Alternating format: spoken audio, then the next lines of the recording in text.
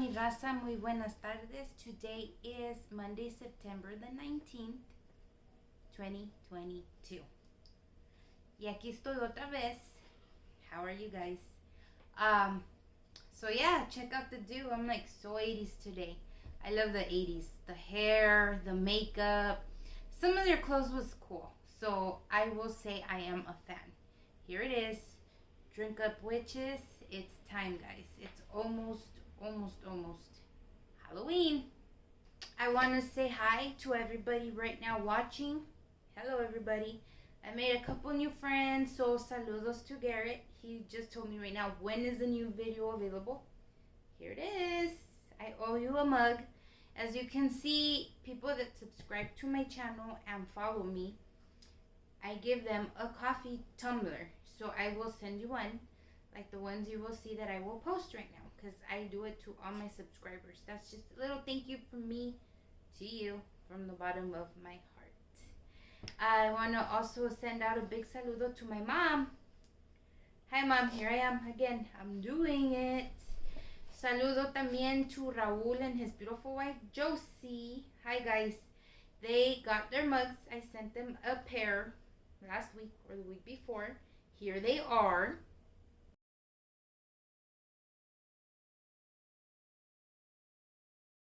Oh, nice, right? Yes.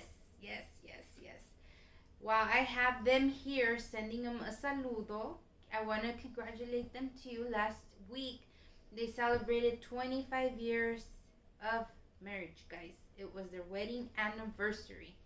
So that's big stuff, right? Like, big stuff. I know I left a comment on a post last week, but here I am. En vos, quiero desearles the best. Another 25 years more. And, you know, the way I see it is, if you have health, everything else falls into place. So I want to wish you guys the best of luck. I want to wish you health. Lots of health and lots of love. I think with those three things, you can conquer literally anything. As you know.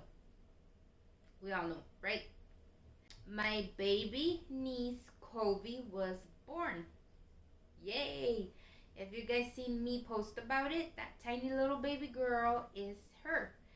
It's an inside joke. I named her Kobe, myself, a nickname, because my sister got pregnant during COVID, 6 feet apart. Yeah, they didn't comply with that. So yeah, pero se llama la niña Sofia Danielle Dimas. That being said, I would love to congratulate the new family. My sister, she started all over after 8 years. My nephews, both of them, they're big brothers, so Jimmy and Julian, congratulations. And to my cuñado, Jose, call him Chipito. It's his first baby, so ahí está. Congratulations to you guys. She's so adorable. Oh my god. Talking about birthdays, I would love to wish on-air belated birthday to Grouchy the Clown. It's my pal out there in Houston, Texas. If you guys seen a post of a little clown and a clown pillow, I made those for him, gifted them. Those are the first pieces that I've made out of my tiliches, my store. So like I told you guys, keep an eye open because I don't have an actual selling platform. So I will be just listing and pay me, shipping, I will send it to you. I want to take a few minutes right now also to talk about hitting and running. My comadre right now, Stephanie, is really upset. Her kids. Hi guys. They just murdered her little dog, her little puppy dog this past weekend, Buddy. They ran it over and they just left. They left this poor little dog to die. Obviously, we're all responsible adults here. Try to be responsible drivers, right? No drinking, no driving. You know the story. But if you guys feel like you hit something, please pull over and see what it is you hit. It is so unfair to be like this. You know, hijos de la tiznada. ¿Cómo se van y dejan a un perrito que se esté muriendo? You know what I mean? Like, have the dignity to at least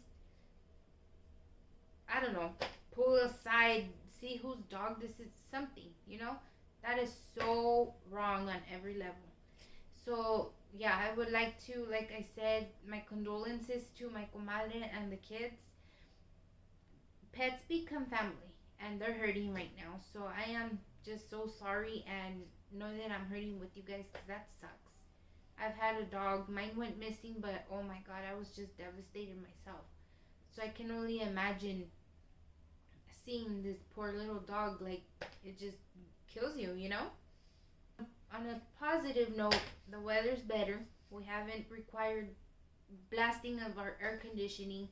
Allergies are high, at least for me they are. My kids, oh my god, it's horrible. But here it is, September, right? And at night or early in the morning, you need your little jacket porque está fresco. So hey, autumn is right around the corner. So while we're talking about the weather, perfect opportunity to bring up today's topic. Yes, here it goes. I wanted to share some history with you guys on something that was brought to us and has made our life so much better and more convenient in the past almost 100 years. Yes. What is it? Okay, I will tell you. I will give you hints, okay? Where else can you get donuts, breakfast, lunch, dinner, a pack of gum, and a heavy loaded cup of iced soda? Think. One more hint. They are known for their Slurpees.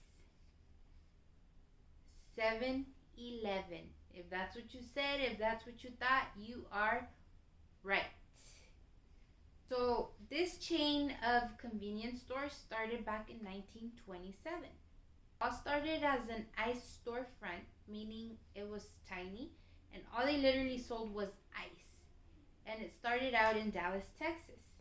One of these stores that belonged back then to the Southland Ice Company by the name of John Jefferson Green got the bright idea to bring eggs, milk, and bread to sell to this store. At that time, there was only 16 of these stores that were running. So he had to get permission, obviously. So he had a meeting with one of the founding directors. His name was Joe Thompson, right? So here is Mr. John and here's Mr. Thompson, and they're talking about, we already sell ice.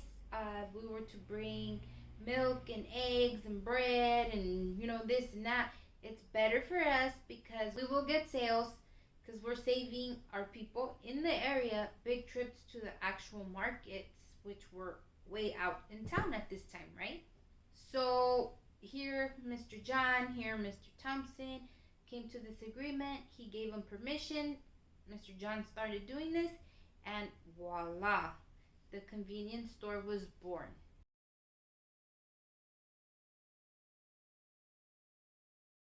At this time, there were only general merchandise stores, and there was those small markets that were around, but it was nothing like this. This was just like quickly come in, grab your stuff, vámonos.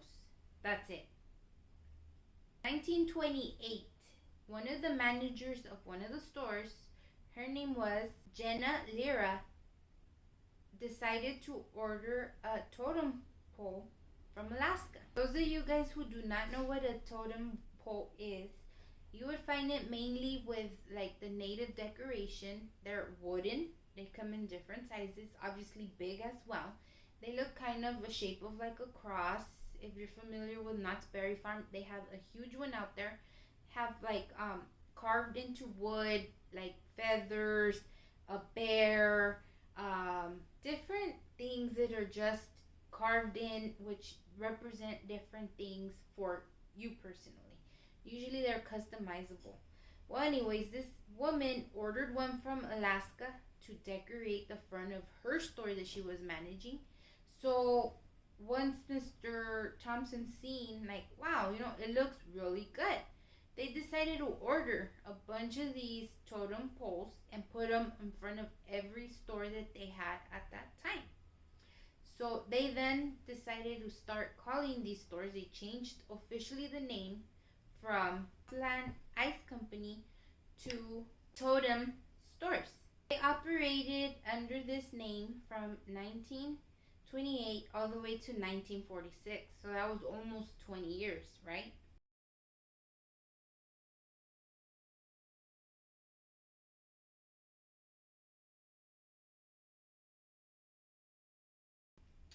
In 1928, they decided to start adding gasoline pumps to several stores to make it more convenient once again for the people around the neighborhood. Got this store, they got bread, they got butter, they got pop, soda pop, and they have gas. Like, how much more convenient couldn't they possibly be, right? So, yeah, they started doing gas pumps, and it was just, oh wow, like, boom, seriously. Mr. Thompson also had every employee go through basic training, which was mainly to have good customer service to everybody that came in and purchased stuff, right? So that's kind of cool comparing to now. A lot of, the people are really rude and just do not care. He did. He had everybody do training. They had to answer and greet people a certain way. And even the guys that would carry out the actual ice to your car had a uniform. And they had like Iceman patch on their shirt. So everything was being operated as nicely and as politely as can be, right? So in 1931, the Great Depression hit, and it hit bad. As you guys all know, people were committing suicide because they had no work, they had no money, they were losing homes, cars, kids were sick because there was no food. It was just horrible. While totem stores took a big hit because obviously if nobody had money, they weren't buying anything no more. So they were so bad and went into debt, they actually went into bankruptcy, complete bankruptcy, because they were just not cutting it with their sales. There was a man, he was a Dallas banker by the initials WW, last name Overton, and he was a junior. Well, he decided to open up the books, start checking things out, see what he could do to possibly help this company stay afloat, because they were closing down a lot of their stores. He decided to sell some of the bonds for this company, and he was selling them at 7 cents on the dollar. Yeah, not good math. So it wasn't too good. But he was able to salvage the chain. They were salvageable, they had to work on it, this and this and that. Well, here comes the post-war time. So we're talking about 1946 now. Getting a little bit better. So what these totem stores decided to do was prolong their hours of operation. ¿Qué es eso? Instead of staying open 9 to 5, which most businesses were, they decided to start opening at 7 o'clock in the morning, and they would close all the way till 11 o'clock at night. In those times, those hours of operation were really, really unheard of. Like, who the hell's open all freaking day, right? Well, they were. They were trying to make up for lost sales. They were trying to get every penny in they could, and it helped them out. They decided to then change their name officially from Totem Stores to 7-Eleven.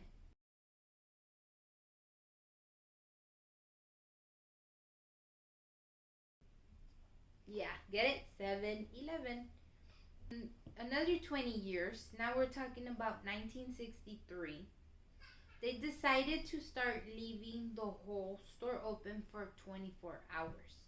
They figured the demand was big, there was more population, people are constantly needing things, baby needs milk, this and that, blah, blah, blah. Okay, whatever.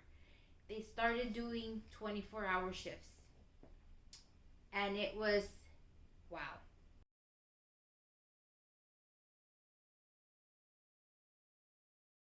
They started doing these in Austin, Texas.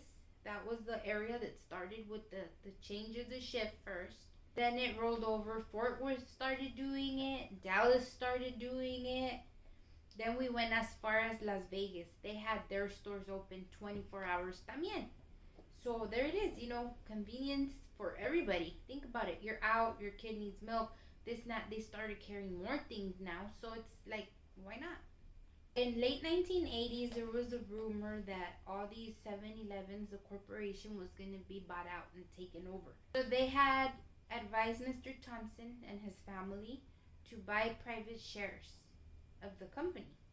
They said to turn the company into a private model, and to do so they had to buy out public shareholders, so it could be private, just within them.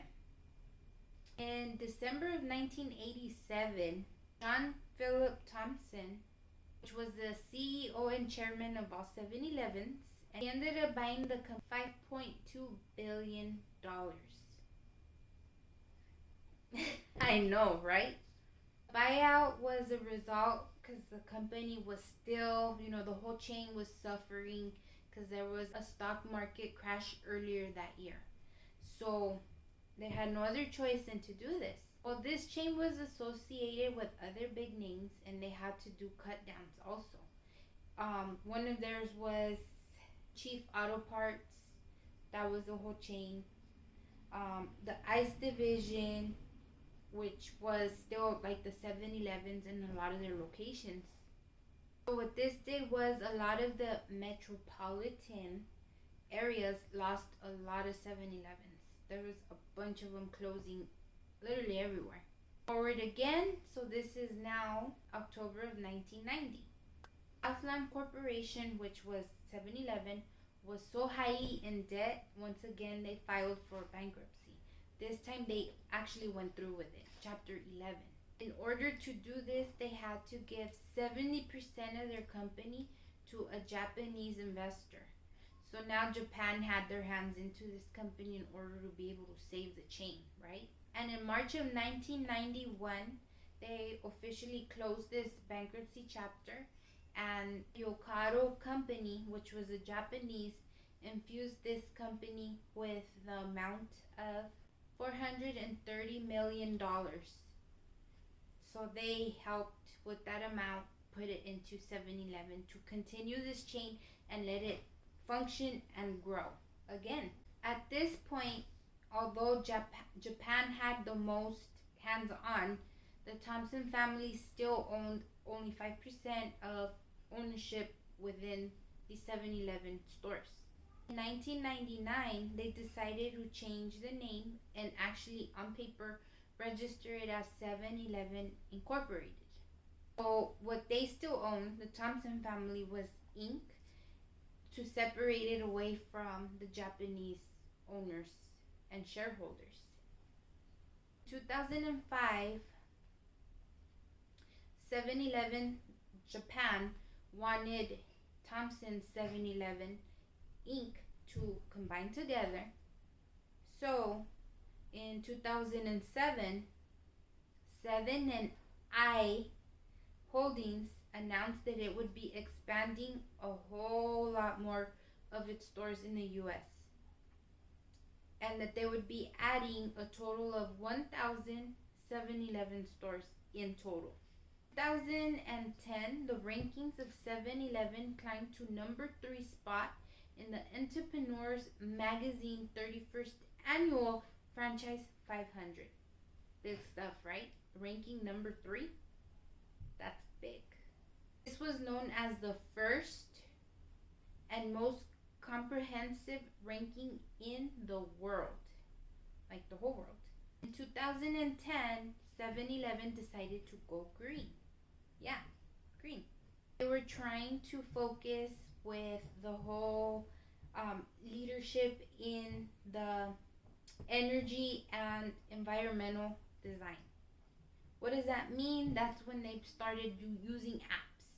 So you would look up Slurpee and all the 7-Elevens in the area come up to the app versus what? I'm not sure. It's not like we really use phone books anymore, but I guess it saves time and money. You don't have to spend your gas driving around if you know exactly where they're at, right? Genius. In 2012, 7-Eleven celebrated the opening of their 40,000 guys, grand opening store. So they're like everywhere. And within 2 years of that, they had a milestone because they opened an additional 20,000 more stores. So that equals 60,000 stores. In 2020, 7-Eleven made a public announcement that they would be buying out the Speedway for the amount of $21 billion. 2001, 7-Eleven rolled out $70 million to make an ad/campaign. That has been the most they have ever spent on advertising. And they were estimated to double in sales. So to them it was worth it, And that campaign had to do with the idea of evolution, the way they have evolved throughout these years. They're not just gas station. They don't sell just gas station food. They have more restaurant type foods if you look for them. They're very known for their Slurpees, which I mentioned in the beginning, and those were introduced back in 1965.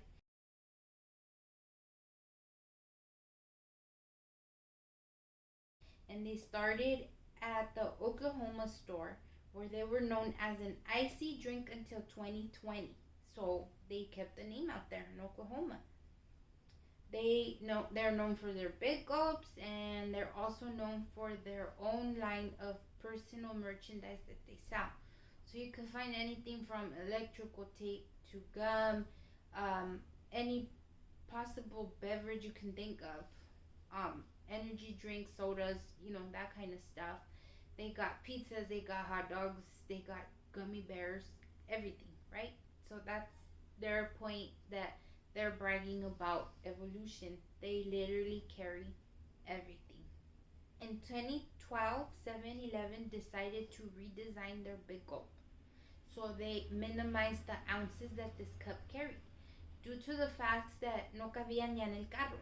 The car holders are a certain size, and you've got this monster that don't fit in there. So yeah, Houston, we got a problem. They went from 64 ounces down to 50 ounces. So that's their Big Gulp size now. Irving, Texas, back in 2020, February of 2020 to be exact, they opened their first and only cashierless 7-Eleven. How do they do it? I don't know if everything's via vending machine. I don't know. Technology's big. I would really like to look into it, check it out. Maybe I can do another quick segment on it. I don't know. It's kind of cool to see how is it a cashierless 7-Eleven, right? So now we go down for what they're known for, right? Their slogan. Oh, thank heaven for 7-Eleven. So the slogan, thank heaven for 7-Eleven, started out in Texas by a radio jockey named Daniel Patrick McCurdy. Mr. McCurdy has died since then. He passed away on February 5th, 2018. He was 76 years old, and he died of complications due to a surgery he had.